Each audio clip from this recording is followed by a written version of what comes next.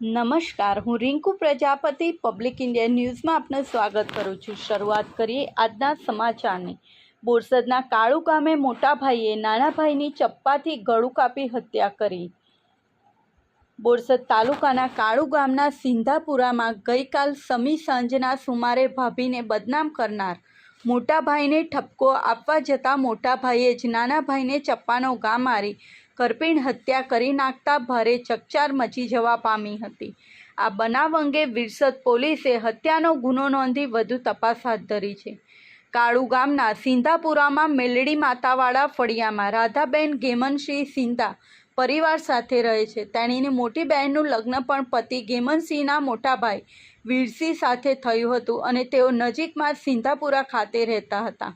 લગભગ 15 વર્ષ પૂર્વે વીરસિંહના પત્નીનું અવસાન થતાં સંતાનોનો ઉછેર એ રાધાબેન કરતા હતા।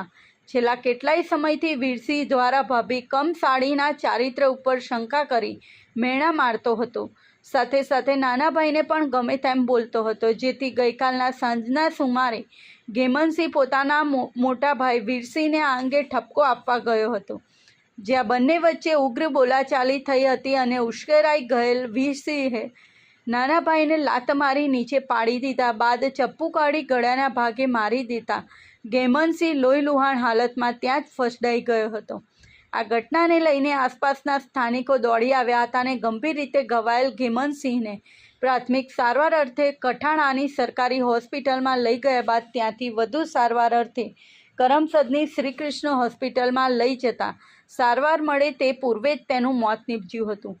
આ ઘટનાની જાણ વિરસદ પોલીસને થતાં જ પોલીસની ટીમ ઘટના સ્થળે દોડી ગઈ હતી અને રાધાબેન સિંધાની ફરિયાદના આધારે વીરસિંહ સિંધા વિરુદ્ધ હત્યાનો ગુનો નોંધી તેને ઝડપી પાડવાના ચક્રો ગતિમાન કર્યા છે। આ અંગે વિરસદ પોલીસના જણાવ્યા મુજબ બંને ભાઈઓ મજૂરી કામ કરીને જીવન ગુજરાન ચલાવતા હતા।